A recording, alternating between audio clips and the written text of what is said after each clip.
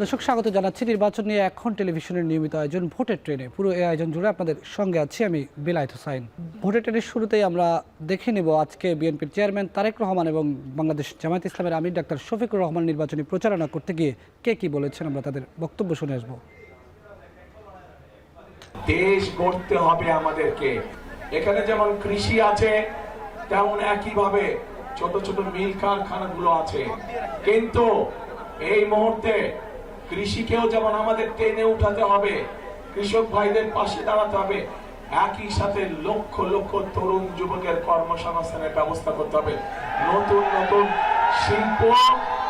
শিল্প পার্ক স্থাপনের মাধ্যমে আমাদেরকে এই সমস্যার সমাধান করতে হবে। এই যে মহাবন্ধের এই অ্যাটিটিউড, তারা তাদের আস্থার ঠিকানা হিসাবে 11 দলকে এখন দেখছে, এইটাই কাউকে কাউকে একটু পেরেশান করে তুলেছে। ভাই, আপনারও তো ঘরে মা আছেন, বোন আছেন, আপনার স্ত্রী আছেন, জায়া আছেন, একটু তাদেরকে সম্মান করুন। অন্তত যদি তাদেরকে সম্মান করেন তাহলে তাদের মতো আরেকজনের দিকে তো আপনি লাল চোখ দিয়ে তাকাবেন না। দর্শক, আজকে আমরা আলোচনা করব ভোটে অবহেলিত নারী। এই বিষয় নিয়ে আলোচনা করার জন্য আমার সঙ্গে উপস্থিত হয়েছেন রাজনৈতিক ব্যক্তিত্ব ডাক্তার তাজনুবাদ জাবিন। আমার সঙ্গে আছেন নর্থ সাউথ বিশ্ববিদ্যালয়ের সহকারী অধ্যাপক ডক্টর শিবির আহমেদ। আপনাদের দুজনকেই স্বাগত জানাচ্ছি আমাদের আজকের আলোচনায়। আমি শুরুতেই একটু তাজনুবাদ জাবিন আপনার কাছে একটু যাই। আমরা হয়তো খুব আক্ষেপ নিয়েই আজকের বিষয়টা ঠিক করেছি, রাজনীতিতে অবহেলিত নারী। এই কথাটা কেন লিখতে হলো আমাদেরকে, এই পরিস্থিতিতে কেন দাঁড়াতে হলো, আপনার বিশ্লেষণ শুনতে চাই। ধন্যবাদ। মানে অবহেলিত শব্দটাই আমার জন্য খুব একটা সুখকর না শুনতে। মানে প্রোগ্রামের নামটাই আমি প্রোগ্রামের আগে যখন শুনছিলাম কানে লাগছিল। এটা আসলে নারীদেরকে যে অবহেলা করে পুরো মাইনাস করা হয়েছে তা না, এটা হচ্ছে স্ট্র্যাটেজি, এটা পরিকল্পনা, এটা জবরদখল, জোর করে তাদেরকে মাইনাস করা হয়েছে। এবং এই মাইনাস করার প্রক্রিয়াটাতে পুরো আপনার সব কয়টা রাজনৈতিক দলের ঐক্য আছে এবং তারা এই ইস্যুটাকে শুধু এখন না, গত 54 বছর ধরেই তারা এই ইস্যুটাকে ইস্যু না করে তারা 54 বছর পার করতে পেরেছে কোনো বাধা ছাড়া। আমরা বারবার এগুলো নিয়ে আমাদের পূর্বসূরি যারা ছিলেন এগুলো নিয়ে অনেক আন্দোলন করেছেন, অনেক নারী সংগঠক এগুলো নিয়ে সভা সমাবেশ মিছিল আন্দোলন করেছেন, কিন্তু তারা প্রত্যেকবার এটাকে বাদ দিয়ে তারা পরের বার রাষ্ট্র গঠন করেছে এবং সফলভাবে কিন্তু 54 বছর এই বড় দলগুলাই তো বারবার রিপিটেডলি আপনার সরকার গঠন করতো, সো তারা সার্ভাইভ করেছে। সো এটাই তাদের পরিকল্পনা, এটা স্ট্র্যাটেজি, এভাবেই বাংলাদেশ চলেছে। সো এখানে আসলে অবহেলা না, এটা একদম সজ্ঞানে তাদেরকে বাদ দেওয়া হয়েছে। কারণ আপনি দেখেন, অবহেলা আপনি তখন করবেন যদি তাদেরকে, আমি জামায়াত ইসলামের কথা একেবারেই এক সাইডে যদি রাখি, আমি যারা নিজেদেরকে সেকুলার দাবি করে যেসব দল, জামাতের কথা এক সাইডে এজন্য রাখবো যে তারা পরিষ্কার করে দিয়েছেন যে নারীদের অধিকার বলতে তারা আসলে তাদের অধীনে থাকাটাই বোঝায়, তারা আসলে প্রকৃত অর্থে ক্ষমতায়ন তারা আসলে বোঝায় না। এটা আপনি যে যত যুক্তি দিয়েই ওনারা মানে মাছ দিয়ে শাক ঢাকার চেষ্টা করুক না কেন, আলটিমেটলি রেজাল্ট ওইটাই। কিন্তু যারা সেকুলার পন্থী তারা কি করেছে, তারা তাদের যেসব আসনে নারীরা যোগ্য, সংরক্ষিত আসন পার করে যেসব যোগ্য হয়েছে তাদেরকেও মনোনয়ন দেয় নাই এবং তাদেরকে বলে যে ওনারা তৃণমূলের নারীরা ঘর থেকে বের হয় না, রাজনীতি বোঝে না। এটাও আপনি যদি এক সাইডে রাখেন, যারা শহরে বা বিভিন্ন এলাকায়, বিভাগীয় শহরে, বিভিন্ন জেলায় উপজেলায় যারা তাদের আসন গুছিয়েছে তাদেরকেও কিন্তু তারা বসিয়ে দিয়েছে। আপনি যদি জামাতের সমালোচনা করেন যে তারা একজনকেও মনোনয়ন দেয় নাই, উল্টা পক্ষে সেকুলার ব্যালট বক্সে আপনি 10 জন নারীকে মনোনয়ন দিয়েছেন, সেটা পুরুষ কোটায়। এটা নিয়ে কিন্তু অহংকার করার মতো কিছু নাই। এই যে আপনি একটু আগে সেকুলার বলতে বিএনপি সহ, অবশ্যই এখন তো দুইটাই ব্যালট বক্স, হ্যাঁ, একটা জামাতের ব্যালট বক্স আর একটা হচ্ছে একটা ইসলামপন্থী ব্যালট বক্স, একটা সেকুলার ব্যালট বক্স। তো সেকুলার ব্যালট বক্স, আমি তো ইসলামপন্থী ব্যালট বক্সের কথা পরিষ্কারই বলে দিলাম, এখানে আসলে বিভিন্নভাবে এটাকে আপনার পলিশ করার চেষ্টা করা হয়, কিন্তু আলটিমেটলি ওখানে নারীর অধিকার, নারীর ক্ষমতা, এই শব্দটাও ব্যবহার করি যে হিপোক্রেসি, এই শব্দটা যদি ব্যবহার করি, আরেকটা এই যে কারা করলো, ইসলামপন্থীরা না সেকুলাররা, পুরাটাই সবাই। এটা যে একটু আগে বললাম না, সর্বদলীয়। ইভেন আজকে যে নতুন দলের বলল যে তারা জোটে, নতুন দলের আহ্বায়ক বলল যে জোট করলেও তারা নতুন বন্দোবস্তে অটুট থাকবে তাদের লক্ষ্য। নতুন বন্দোবস্তকে কবর দিয়েই তারা জোটে গেছে।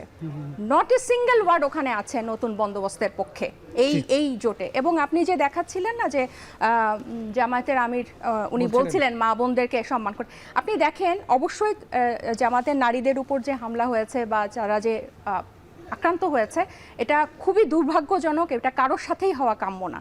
কিন্তু এই জিনিসটাকে উনি কেন এতটা প্রতিটা বক্তব্যে উনি কেন প্রচার করছেন, যাতে উনি ওনারা প্রমাণ করতে পারে যে ওনারা নারীর প্রতি নারী বান্ধব, কিন্তু ওদিকে ওনারা একজন নারীকে ওনারা মনোনয়ন দেয় নাই। আবার এদিকে দেখেন বিএনপি বারবার এটাকে তাদের নারী প্রসঙ্গে অনেক মানে জামাতে একজনকেও দেয় নাই অনেক ঢোল পিটায়, কিন্তু নিজেরা কি করেছে, নিজেরা মাত্র 10 জনকে দিয়েছে, সেটাও পুরুষ কোটায়। এবং তাদের অনেক পুরনো নারী নেত্রী যারা সংরক্ষিত আসনে বারবার পাশ করে এসেছে, একজনকে তো বেগম জিয়ার মৃত্যুর দিন বহিষ্কার করলো, আর বাকিদেরকে তারা কেউই কিন্তু মনোনয়ন দেয় নাই। সো আলটিমেটলি রেজাল্ট হচ্ছে এটা অবহেলা না, এটাই পরিকল্পনা, এটাই তাদের স্ট্র্যাটেজি যে নারীদেরকে 54 বছর গেছে এটা এখন যেতে অসুবিধা। জি, একটু শিবির ভাই আপনার কাছে আসি। আপা যেটা বলছিলেন যে পরিকল্পনা এটা একটা, আর আমরা বলছি এটা একটা অবহেলা, আসলে এটি কোনটা? আর এই পরিকল্পনার মধ্যে কোন দল বেশি আসলে নারীদের প্রতি অবহেলার কাজটা বেশি করেছে আপনার কি মনে হয়? দেখেন, আমরা যদি আমি আপনার সাথে কন্টিনিউ করি যে আমাদের ভোটারদের বা জনগণের 50% নারী, তো সেই হিসাবে যদি আমরা চিন্তা করি যে আমরা একটা আইডিয়ালিস্টিক সোসাইটিতে আসি, সেখানে 50% নারীদেরও রাজনীতিতে সমান অংশগ্রহণ থাকারই কথা। তো আপা যেমন বলছে জামাতকে এক পাশে রেখে আমরা যদি অন্য দলগুলোর কথাও চিন্তা করি, যেখানে যে ধরেন বিএনপি বা আওয়ামী লীগ যে দুটো বড় দল দীর্ঘদিন ধরে বাংলাদেশে শাসন করে এসেছে, এবং 40 বছর ধরে বিএনপি এবং আওয়ামী লীগ দুটো বড় দলের কিন্তু প্রধানরা নারী ছিল। সে 80-র দশক থেকে শুরু করে হাসিনা রিসেন্ট পতন পর্যন্ত এবং খালেদা জিয়ার মৃত্যু পর্যন্ত দুজনেই নারী প্রধান ছিলেন। এবং যদি আপনি তাদের ছাত্র সংগঠনগুলোকে দেখেন, ঢাকা বিশ্ববিদ্যালয়ে গত 30 বছরের ছাত্রলীগ বা ছাত্র দলের আন্দোলন সংগ্রামগুলো যদি দেখেন, সবসময় কিন্তু নারীরা ঢাল হিসেবে সামনে রোতে থাকতো। তার মানে কি, তাদের সাথে সবসময় নারীরা রাজপথের আন্দোলনে সংগ্রামে ছিল। কিন্তু এটার রিফ্লেকশন আপনি যখন মাদার অর্গানাইজেশনে দেখবেন বা রাজনীতিতে দেখবেন, মানে 40 বছর একটা দলের প্রধান নারী থাকার পরে আপনার এক্সপেকটেশন কি হওয়া উচিত, যে এখানে নারীদের আধিক্য হয়ে যাওয়ার কথা, যে 300 জন ক্যান্ডিডেটের মধ্যে হয়তো 200 জনের নারী হয়ে যাওয়ার কথা, কারণ একজন নারী হচ্ছেন এটার প্রধান ছিলেন 40 বছর ধরে, কিন্তু হয়নি, তো মাত্র 10 জন হয়েছে। আবার মেনশন করলেন যে 10 জনকে দেয়া হয়েছে, সেদিন বিএনপি নেত্রী মনি আপা একটা রাউন্ড টেবিলে বলেছিলেন, আমরা দুজনও ছিলাম সেখানে, যে 10 জনকে দেয়া হয়েছে এরা আসলে কেউ নারী হিসাবে বা নারী রাজনীতিবিদ হিসাবে নমিনেশন পায় নাই, এদেরকে আসলে দেয়া হয়েছে তাদের বাবা বা তাদের স্বামী কোটায়, কারো বাবা এমপি ছিল, কারো স্বামী এমপি ছিল, তাদের পরিবর্তে তারা মারা গেছে বা এরকম করে দেওয়া হয়েছে।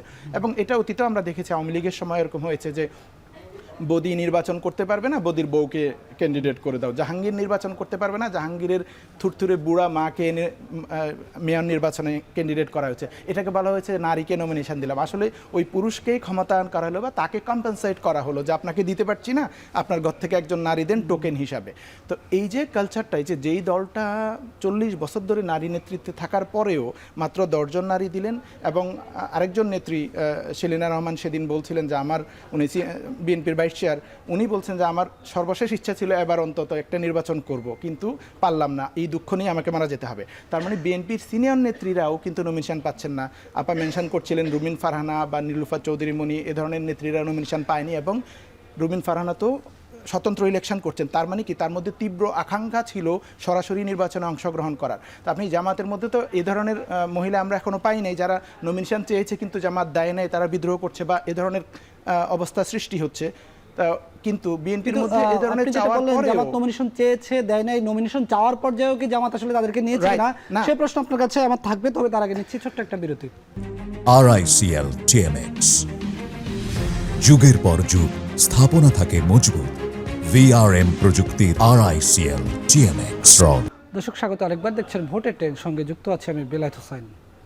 এ পর্বে শুরুতে একটু শিবির ভাই আপনার কাছে যাই, যে আলোচনায় আমরা ছিলাম, আপনি বলছিলেন যে জামাতের কোনো নারীরা আসলে সেভাবে তারা চায়নি তারা এমপি প্রার্থী হবে। আবার আরেকটা কথা, এই যে সম্প্রতি আল জাজিরায় একটা সাক্ষাৎকার দিয়েছেন জামাতের আমির, সেখানে তিনি বলেছেন যে তাদের দলে কোনোভাবেই নারী প্রধান হওয়ার কোনো সুযোগ নেই। এবং সেটি তিনি আল্লাহর বিধানের কথা বলে দিয়েছেন। এই ব্যাপারগুলোকে ব্যাখ্যা করবেন এই কিভাবে? আলাপটা আসার আগে আমি যেটা বলছিলাম কন্টিনিউ করি একটু, যে নারী রাজনীতিবিদ, নারী ইস্যুতে বা নারী রাজনীতিবিদ, নারী ক্যান্ডিডেট, এই ইস্যুতে ধর্মীয় দলগুলোকে সবাই মিলে একদম পাকড়াও করে ধরে এবং এটা ব্যবহার করা হয় যে এটা দিয়েই এটাকে এক ধরনের কার্ড হিসাবে ব্যবহার করা হয় যে নারী কার্ড ইউজ করে ধর্মীয় দলগুলোকে ধরা যাবে। কিন্তু আমরা বাস্তব চিত্র যেটা আলাপ করছিলাম, আসলে আদতে কোনো দল নারীদেরকে ক্যান্ডিডেট করছে না। বিএনপি যে কয়জনকে করেছে তারাও মূলত ওই পারিবারিক কোটায় বা বাবা স্বামীর কোটায়। তার মানে হচ্ছে যেখানে যেই দলগুলোর সাথে নারীরা এত আন্দোলন সংগ্রাম করছে, দীর্ঘদিন মাঠে ময়দানে আছে, স্যাক্রিফাইস করছে এবং তারা মাঠ তৈরিও করেছে, এমন পর্যায়ের মাঠ তৈরি করেছে যে তারা স্বতন্ত্র ইলেকশন করে জিতে আসবার মতো ক্যাপাসিটি রাখে বা অন্তত কনফিডেন্সটা রাখে, সেরকম নারীদেরকেও নমিনেশন দেয়া হচ্ছে না। তার মানে হচ্ছে সেখানে তো নারীদের অবস্থান অনেক নিচে, আমি যদি বলি যে এই দলের মধ্যে এই অবস্থা এবং দীর্ঘদিন নারী প্রধান থাকার পরেও। তো এখন কেন আসলে দেয় না, এইটার আমার কাছে মনে হয় যে অনেক কারণ থাকতে পারে। হয়তো তারা মনে করতে পারে যে নারী ক্যান্ডিডেট আমি যদি দেই তাহলে সে জিতে আসতে পারবে না, আমার বিপরীতে প্রতিপক্ষ যে সে যদি একজন পুরুষ প্রার্থী দেয় সে হয়তো জিতে আসবে। দলগুলো যদি এই চিন্তা হয়তো করে থাকতে পারে যে নারী প্রার্থী জিতে আসার সম্ভাবনা কম হতে পারে। আরেকটা হতে পারে যেই নারী প্রার্থীরা আছেন তারা ফিল্ড লেভেলে, একজনের কথা তো আমি ব্যতিক্রম বললাম, উনি স্বতন্ত্র ক্যান্ডিডেট হয়েছেন এবং সেই কনফিডেন্স আছে তার।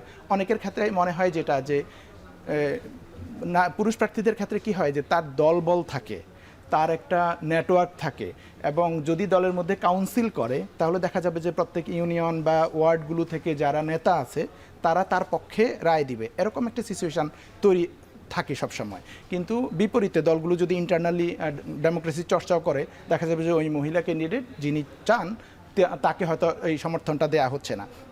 এইটা আবার ইন্টারনাল দলগুলোর মধ্যে ডেমোক্রেসি না থাকাও একটা কারণ হতে পারে। যে আজকাল যে ইভেন ধরেন এই যে বিএনপি চেয়ারপারসন হলেন তারেক রহমান, দেশে এসে কোনো ধরনের কোনো একটা কাউন্সিল বা ভোটাভুটি হলো না, যে দলের মধ্যে যে ডেমোক্রেসির চর্চা নাই, এটা কিন্তু দলের কর্মীদের উপরেও প্রভাব পড়ে এবং সেইটা নারীদেরকে যে বঞ্চিত করা হচ্ছে অথবা নমিনেশন দেয়া হচ্ছে না, আমি মনে করি দলের মধ্যে যে এই ডেমোক্রেসির চর্চা নাই সেটা একটা কারণ। আপনি যদি মাঠ পর্যায়ে, এরপর আমি যদি যেটা বলি, যেটা জামাত মেনশন করেছে কয়েকবার, যে আমরা এখনো মনে করতেছি সেই পর্যায়ের সিকিউরিটিটা এনশিওর হয় নাই যে একজন নারী তিনটা উপজেলা বা অতগুলো ওয়ার্ড কাভার করতে পারবে। সেটা এমনি যদি আমি নারীর প্রতি সহিংসতার কথা বলি রাজনৈতিক জায়গায়, রাজনৈতিক অধিকার চর্চার জায়গায়, দেখেন এর আগে আমরা ওই যে সুবর্ণচরের ঘটনাটা জানি যে ধানের শীষে ভোট দেওয়ার কারণে গণধর্ষণ করা হয়েছিল নোয়াখালীতে এক নারীকে। এ ধরনের নারীর প্রতি পার্টিকুলারলি সহিংসতা হয়, এই নজির আমরা এই নির্বাচনেও দেখছি যে দল বেঁধে বিভিন্ন জায়গায় জামায়াতের নারীদের উপরে বিএনপির পুরুষ কর্মীরা হামলা করতেছে।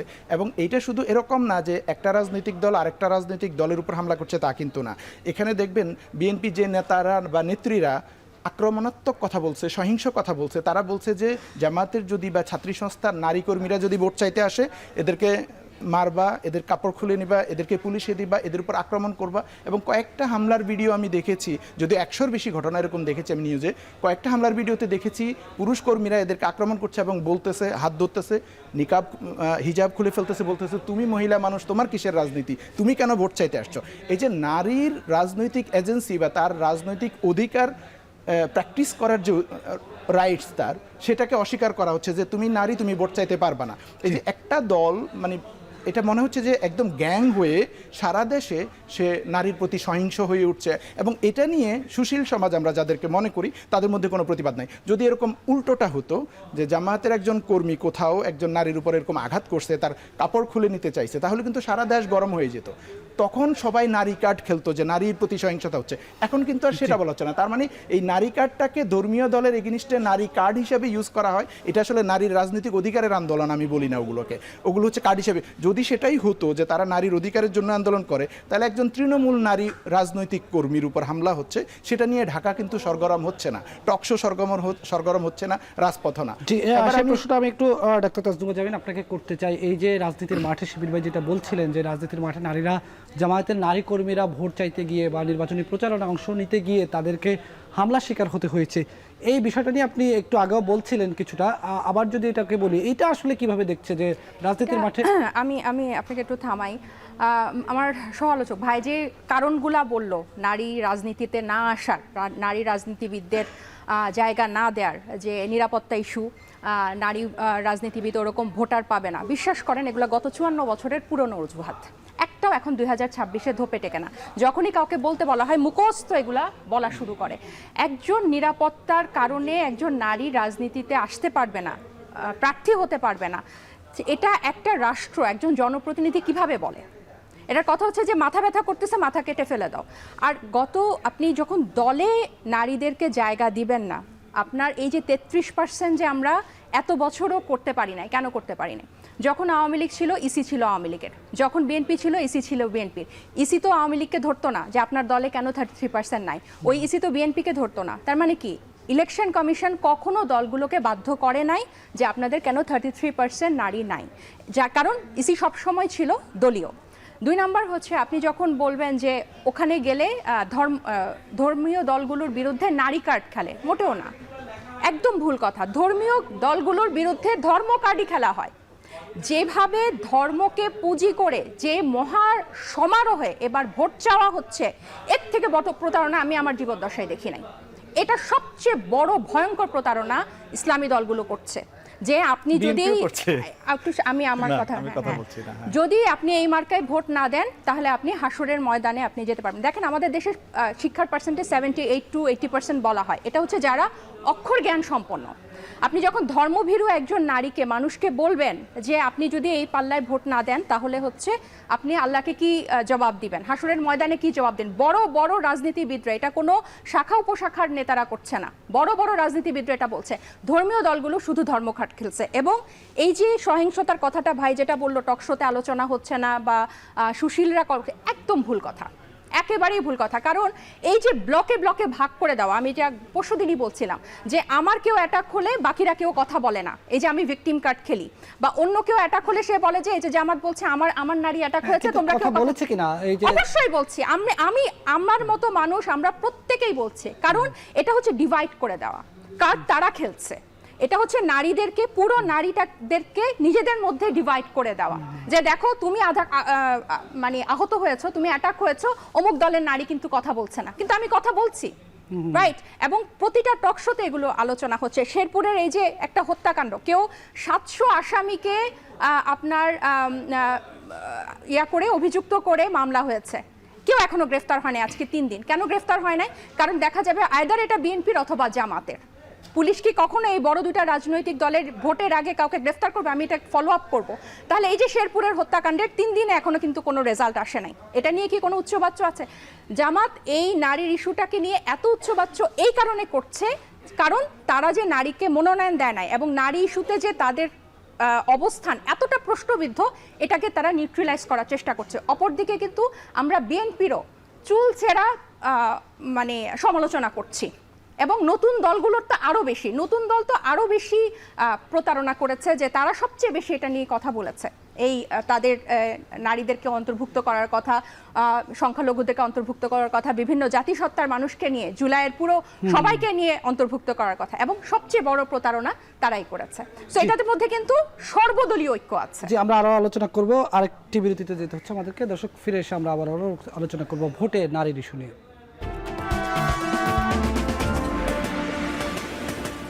দর্শক, স্বাগত আরেকবার, দেখছেন ভোটের ট্রেন, সঙ্গে আছে আমি বেলায়েত হোসেন। সরাসরি আলোচনা যাচ্ছি। শিবির ভাই, তাজনু বাবা বলছিলেন যে আসলে এই যে নারী কার্ড বা ধর্ম কার্ড, এই বিষয়গুলো নিয়ে তিনি বলছিলেন যে নারীকে আসলে নারীর প্রতিপক্ষ হিসেবে দাঁড় করে দিচ্ছে রাজনৈতিক দলগুলো, বিশেষ করে জামাতের দিকে তিনি ইঙ্গিত করেছেন। এই বিষয়টাকে কি বলবেন? নারীকে নারীর প্রতিপক্ষ বানানো হচ্ছে, আমি এটা বলবো না। আমি যদি আপা বলেছেন, যে আপা কথা বলেছেন, আমি ধন্যবাদ জানাই, আরও অনেকেও হয়তো কথা বলেছেন, কিন্তু কথা বলা অর্থে আমি যেটা বলতে চাই যে ধরেন কোনো একজন নারীর উপরে হামলা হয়েছে, এ ধরনের ঘটনা যদি হয়, সারা দেশে কি হয়? তুমুল আন্দোলন হয়, ঢাকায় তুমুল আন্দোলন হয়, এবং এটা নিয়ে সপ্তাহের পর সপ্তাহ কথা হয়, এবং ওই অপরাধীকে গ্রেপ্তার করার জন্য সরকার বাধ্য হয়, আইনশৃঙ্খলা বাহিনী বাধ্য হয়, দলগুলো বাধ্য হয় বহিষ্কার করার জন্য। এ ধরনের একটা তীব্র আন্দোলন তৈরি হয়। ছোটোখাটো একটা ঘটনাতেও কিন্তু এরকম, যে সিম্পল একটা থাপ্পড় বা লাথি দিছে, এরকম ঘটনাও যদি হয় তাহলে এরকম হয়ে যায়। কিন্তু জামাতের নারীদের উপরে কোঅর্ডিনেটেড ওয়েতে সারা দেশে সহিংস হামলা হয়েছে, এটা বলতে পারেন যে একটা দল, যে দলের আমি বলছিলাম সেদিন যে দলের প্রধান নারী ছিল 40 বছর ধরে, সেই দল এভাবে সহিংসভাবে নারীদের উপর আক্রমণ করছে, নারী বিদ্বেষী আচরণ করছে, নারীদের রাজনৈতিক অধিকার হরণ করছে, এটার বিরুদ্ধে কিন্তু সেই অর্থে কোনো আন্দোলন হয় নাই। যদি আন্দোলন হতো তাহলে তাদেরকে গ্রেপ্তার করতে বাধ্য হতো, আইন শৃঙ্খলা বাহিনী একজনও গ্রেপ্তার হয়নি, তাদেরকে দল থেকে বহিষ্কার করতে দলগুলো বাধ্য হতো। বিএনপি এ পর্যন্ত একজনকেও বহিষ্কারও করেনি, একটা বক্তব্যও দেয়নি, বরং বিএনপির নারী নেত্রী একজন বলতেছেন যে এগুলা মানে সামান্য ঘটনা, এগুলা কিছু না। ইভেন শুধু পুরুষরা যে হামলা করতেছে তা না, নারী নেত্রী পর্যন্ত, বিএনপির একজন নারী নেত্রী পর্যন্ত বলছেন যে জামাত বা ছাত্রী সংস্থার মেয়েরা যদি আসে তাহলে এদেরকে ধরে পুলিশে দিয়ে দাও। কেন? ভোট চাইতে আসলে কেন পুলিশে দিতে? এই যে কোঅর্ডিনেটেড হইতে, আমি এটাই বললাম যে এটা একটা দুঃখজনক ব্যাপার। বাংলাদেশের সবচেয়ে নারী বান্ধব দল হওয়ার কথা ছিল যার, সেই হচ্ছে নারী বিদ্বেষী হয়ে উঠছে ভোটের মাঠে গিয়ে। তো এটার কথা বললাম যে ওই অর্থে আসলে কোনো আন্দোলন হয় নাই। আর যেটা আপা বলছিলেন যে নারীর সেফটির কথা বলে আমি এক্সকিউজ বলি নাই, আমি বলছি আর কি কেউ এটা বলেন, আপার মতো আমিও মেনশন করছি, কিন্তু আমি মনে করি না সেটা কারণ। আমি মনে করি নারীদেরকে সরাসরি রাজনীতিতে আসা উচিত, এবং যেই জায়গায় যার ভালো অবস্থান আছে রাজনৈতিক জায়গায়, সেই জায়গায় আসা উচিত। আমি যেটা কম্পেয়ার করতে চাচ্ছিলাম যে যেখানে নারী কর্মীরা নির্বাচন করতে চায় তারপরেও পাচ্ছে না, এরকম সিচুয়েশন আমরা ইকোনমিক্সে বলি যে আনএমপ্লয়মেন্টের ডেফিনেশন বলতে গিয়ে বলি যে আনএমপ্লয়েড হচ্ছে সে যে বেকার আছে, মানে যার কাজ নাই এবং অ্যাক্টিভলি লুকিং ফর জব, যে সে জব চায়, এরকম লোক বেকার। যে চায় না সে বেকার না, তাকে আমরা আনএমপ্লয়েড হিসেবে ধরি না। কিন্তু এখন দেখেন, আমরা যদি এই ডিমান্ড সাপ্লাইয়ের জায়গায় যাই, বিএনপিতে হিউজ ডিমান্ড আছে নারীদের নির্বাচন করবার, কিন্তু তারপরেও তাদেরকে নমিনেশন দেওয়া হচ্ছে না ওই অর্থে। তার মানে কোনো দলই, শুধু ইসলামী দল এরকম আমি বলবো না, কোনো দলেই নারীদেরকে আসলে ক্যান্ডিডেট করে না। যেটা আপাও বলছেন যে ক্যান্ডিডেট করেছে যে 2-4 জনকে, তাদেরকেও টোকেন হিসেবে দিয়েছে। নারীদের আসলে এজেন্সি এখানে তৈরি হয়। আমি একটু জামিন আপা আপনার কাছে আবার আসি, যে শেষ প্রশ্নটি আমার, যে আমরা দেখেছি 24-এর অভ্যুত্থানে একেবারে সামনের সারিতে নারীরা ছিলেন, ছাত্রীরা ছিলেন, আমাদের বোনেরা ছিলেন, এবং তারা বেশ ভালোভাবে সাহসিকতার সাথেই আন্দোলনের একবারে সম্মুখভাগে ছিলেন। সেই বাংলাদেশে 24-এর অভ্যুত্থান হওয়ার পর এখনও যদি আমাদেরকে নারীদের রাজনীতিতে অংশগ্রহণ এগিয়ে আনার নিয়ে কথা বলতে হয়, তাহলে আসলে নারীর যেই ক্ষমতায়ন, এটা নিশ্চিত হতে আর কত দূর? এবার হয়তো আর বেশি দূর হবে না, কারণ গণ অভ্যুত্থান বাংলাদেশকে, যেটা বলছিলাম বিরতিতে, প্রায় 10-15 বছরের মতো এগিয়ে দিয়েছে। এখন কিন্তু দলগুলো আর ওই গত 54 বছরের মতো অজুহাত দেখিয়ে, পেশি শক্তির কথা বলে, নিরাপত্তার কথা বলে, বা নারীদের গ্রহণযোগ্যতা কম বলে কেউ পার পারবে না। ইভেন এটা জামাতও পার পাবে না। এটা তাদের স্ট্র্যাটেজি চেঞ্জ করতেই হবে। জামাতের করতে হবে, বিএনপির করতে হবে, নতুন প্রত্যেকটা দলের করতে হবে। কারণ এটার জন্য এখন সবাই কিন্তু তাদেরকে প্রশ্নবিদ্ধ করবে, এবং এতটাই প্রশ্নবিদ্ধ করবে যে এটা তাদের মানে টিকে থাকার একটা ব্যাপার হয়ে যাবে। আরেকটা ব্যাপার হচ্ছে যে আপনি যখন নিজের দলে গণতান্ত্রিকভাবে আপনি যখন দলের মধ্যে নারী নেতৃত্ব তৈরি করবেন না, তখন আপনি সংসদে যাওয়ার জন্য আপনি আরেকজনকে দোষারোপ করে লাভ নাই। কারণ আমি যতই আমি ইসলামী দলগুলোর সমালোচনা করি, আপনি তার উল্টো দিকে যদি আপনি শক্তিশালী নারী ফোর্স রাজনৈতিকভাবে তৈরি না করেন, আপনি খালি ওদের সমালোচনা করে আপনি পার পাবেন না। আবার সেইমভাবে ইসলামী দলগুলো সারাক্ষণ এদের দোষ ধরে যে আমাদের এখানে নারী প্রার্থী হতে চায় না। তারা নারী প্রার্থী হতে চায় না, কিন্তু তারা কিন্তু ভোট চাইতে যাচ্ছে। নিরাপত্তার ইস্যুতে কিন্তু তারা যে বাড়ি বাড়ি যাচ্ছে না, সেটা কিন্তু না, রাইট? তার মানে কি তাদের আগ্রহ আছে, তাদেরকে আমরা বিভিন্ন সভা সমাবেশে কথা বলতে দেখছি। তাহলে তাদের মুখে কিন্তু আমরা শুনছি না। এটাও একটা ডেভেলপমেন্ট কিনা? অবশ্যই। এবং আরেকটা যেটা আমি গত একটু আগে বলছিলাম, যে পার্সেন্টেজ, আমাদের শিক্ষার হার কিন্তু যত বেশি বলে, আমাদের শিক্ষার হার কিন্তু অত না। হ্যাঁ, আপনি একটা কম শিক্ষিত মানুষকে কিন্তু নারীকে ঘরে থাকতে হবে, নারীর অধিকার এখানেই, এভাবেই নিশ্চিত হবে, ঘরে থাকার মধ্যেই আল্লাহ বিধান রেখেছে, এরকম নানা বয়ান দিয়ে যখন তার ব্রেন ওয়াশ করে দিবেন, তার শিক্ষার আলো কম হওয়ার কারণে সে কিন্তু ওটাতে কম্প্রোমাইজ হয়ে যায়। সো এই জিনিসটা কিন্তু রাজনৈতিক দলরা যে ব্যবহার করছে, এটা থেকে তাদেরকে সরে আসতে হবে। এটা একদম পুরো প্রতারণা। জি, অনেক ধন্যবাদ আপনাদের দুজনকে আমাদের সঙ্গে আলোচনায় যোগ দেওয়ার জন্য। দর্শক, আমরা নিচ্ছি আরেকটি বিরতি।